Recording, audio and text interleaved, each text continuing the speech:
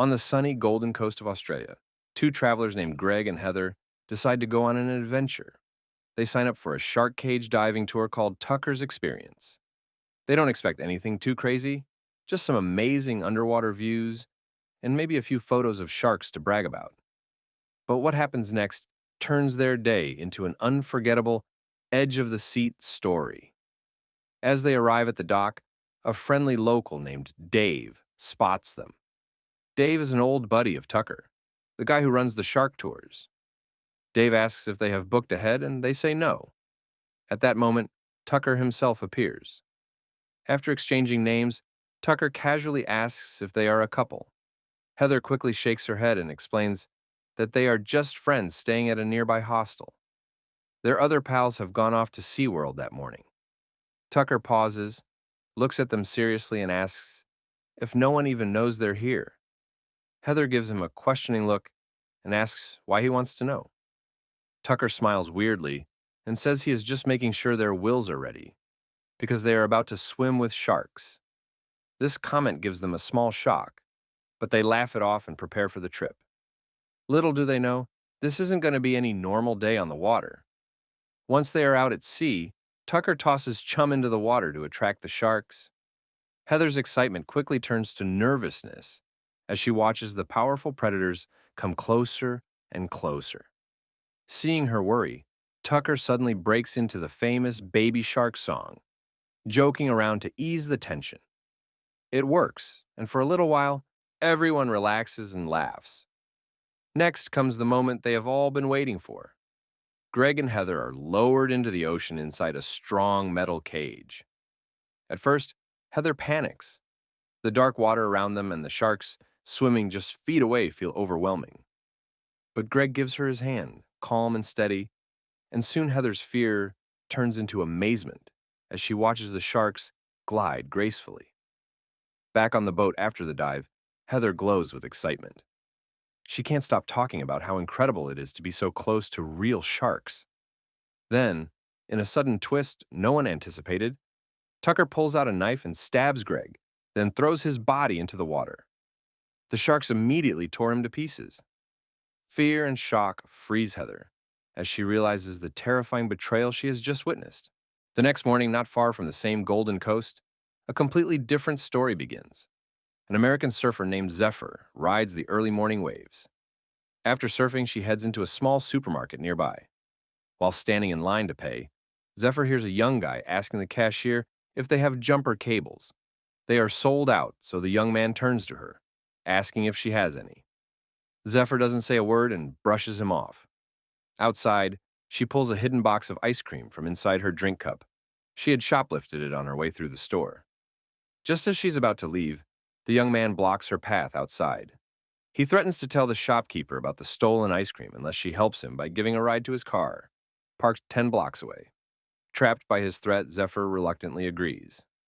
On the way, the guy introduces himself as Moses, saying he works in real estate. He tries to make small talk, but Zephyr isn't interested. When they get to where Moses parked his car, Zephyr spots a surfboard in his back seat. Right away, they connect over their shared love for surfing. As Moses gets into his car, he turns on a classic rock song. Zephyr asks if he is a fan of the song. Moses nods, and that is another little connection they share. That night, they share an intimate moment inside her van, parked right outside Moses' house. The next morning, Moses goes inside to make breakfast. When he comes back outside, Zephyr's van is gone. She's already driving to the beach. She parks by the shore and looks around for her surfboard fin key, but suddenly remembers Moses threw it away. She calls out to a nearby truck, saying she's looking for a spare key. That's when Tucker appears from nowhere. He gives her a key and casually compliments her for surfing so early on her own. Tucker drives off, but moments later, Moses texts her, asking why she left the house so early. She replies that she wanted to catch the morning waves. Then, suddenly, Tucker comes back. But this time, he's not friendly. He sneaks up behind her and throws a cover over her face. Zephyr fights hard, kicking and twisting, but her movements slow until she finally passes out. Tucker drags her to his truck, drives straight to his boat, and locks her inside the cabin. Hours later, Moses comes to the beach to find Zephyr.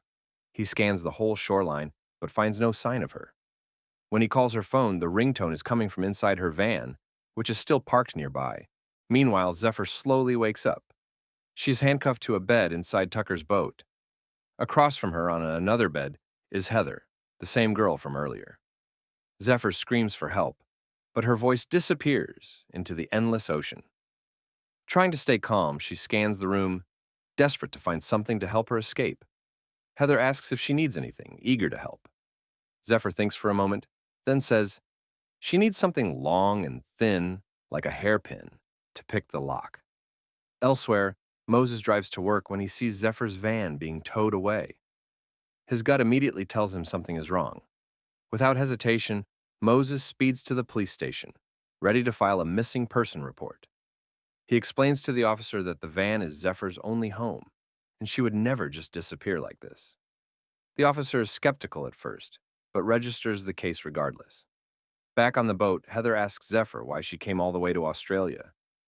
Zephyr opens up about her upbringing, growing up in foster care, always feeling trapped, always wanting to break free. Suddenly, Zephyr notices the metal wire from Heather's bikini top. She tells her to toss it over. Just then, the door swings open. Tucker walks in, holding out a piece of bread to Heather. She hugs her blanket close, unsure if she can trust him. He offers her water instead, which she accepts cautiously. Zephyr snaps at Tucker to get her some food too. He hands her bread and water and warns her to stop acting like a hero before leaving. Soon, Zephyr realizes the water Tucker gave them is drugged. Her hands start shaking as she tries to pick the lock with the bikini wire. Tucker returns just in time, catches the wire, and smiles wickedly, saying he loves fighters like her. Then she loses consciousness, and that's when her real nightmare begins. Can you guess what happens next? As always, try your luck in the comments below. When Zephyr wakes up, she's tied to a chair on the boat's deck with Heather strapped around the corner. Tucker circles around like a predator, setting up a creepy camera with passion. He moves toward Heather, who's still unconscious, and cuts off a lock of her hair. Heather suddenly wakes up, gasping and struggling to breathe. Zephyr begs Tucker to let her go, but he doesn't say a word. Instead, he uses a big crane to lift Heather high above the ocean. Both women scream in terror, but Tucker remains unfazed. He slowly lowers Heather into the water. The ocean starts churning wildly, and in just seconds, a shark grabs her. Zephyr can only watch in horror, tears running down her face as she feels helpless. Back in the cabin, Zephyr scratches their names into the wall out of desperation, but something strange catches her eye. Beneath the paint, layers of hidden names lie scratched there long ago. Meanwhile, Tucker glues Heather's hair onto a DVD cover and places it with others in a cupboard. Then, he takes out a blank cassette tape and writes a new label on it, Zephyr. The next morning, Moses drives to the spot where Zephyr's van was last seen. On the shore, Moses finds a broken surfboard and fears she might have drowned. Far out at sea, Tucker brings Zephyr food, but she snaps at him to stay away. Before leaving, Tucker shows her a pee bucket nearby, telling her to use it if she needs it. Right after he leaves, Zephyr quietly breaks the bucket handle, ready to fight back. That night, Tucker prepares a syringe filled with drugs meant for Zephyr. When he tries to give it to her, Zephyr fights back. Using the broken bucket handle, she knocks Tucker out, steals his keys, and frees herself. But just before she can escape, Tucker wakes up, chases her down, and injects her leg with the drug. The medicine starts to blur her vision. But Zephyr fights through the fog and stumbles into the control room. She tries the radio, but there's no signal. Then, out of the corner of her eye, she sees a party cruise ship far away. Summoning all her strength, Zephyr runs outside and throws Tucker's beloved camera into the sea. Then, she dives in after it, thinking she can swim away. But Tucker drags her back onto the boat before she can escape. The next morning, a police chopper and patrol boat search the ocean for Zephyr. Moses stands on the beach, staring at the waves. Suddenly, he gets an idea. He opens a live feed app called Wave Watch that shows cameras along the coast. Rewinding the footage to the time Zephyr disappeared, he sees a truck leaving from the spot where her van was parked. Zooming in, Moses spots the logo Tucker Experience. He quickly searches online, finds the website, and decides to go to the place himself and find Zephyr. Meanwhile, Tucker goes into town to get a new camera, but on the way back, traffic slows him down, and that's when he sees a lone female tourist. In his mind, she's already his next target. At the same time, Moses quietly sneaks onto Tucker's boat at the docks. From inside, he hears soft cries for help. Smashing a window, Moses climbs in and finds Zephyr, tied up and scared. She quickly tells him to find something like a paperclip or a skewer to break her free and call the cops. Just as Moses is about to help, Tucker attacks him. A fierce fight breaks out between them. For a moment, Moses has the advantage, but then Dave bursts in. Mistaking Moses for a random intruder, Dave knocks him out. However, when Dave hears Zephyr's voice, Tucker immediately hits him with an axe, killing him instantly. Now in control, Tucker steers the boat back into the ocean. When Moses wakes up, he apologizes for messing up their escape. Just then, Tucker storms back in and drugs both of them. Moments later, Zephyr wakes up to see Moses strapped into a terrible harness above the ocean. She yells at Tucker, warning him that Moses is not just any tourist and that people will notice if he disappears. Tucker doesn't care. He lifts Moses high over the water and slowly lowers him toward the sharks below. Zephyr screams for Moses to stay still. Luckily, the sharks swarm around him and leave. Frustrated, Tucker stabs Moses, letting his blood drip into the ocean to attract the sharks. Just as he's about to lower Moses back into the deadly water, a lifeguard helicopter swoops overhead. Tucker quickly pulls both Moses and Zephyr back inside the boat to avoid getting caught. Back inside the cabin, Zephyr desperately tries to free herself, working hard to dislocate her thumb so she can remove the cuff. In a fierce act of determination, she tries biting off her thumb. Later that night, Tucker prepares another syringe to knock her out, but when he enters the room, her bed is empty. Suddenly, she slams the door behind him and locks it tight, trapping him inside. She rushes to start the boat, but Tucker opens the emergency hatch and cuts the power. She sees a party on the shore and grabs a flare gun, hoping to call for help. Just then, Tucker sneaks up behind her.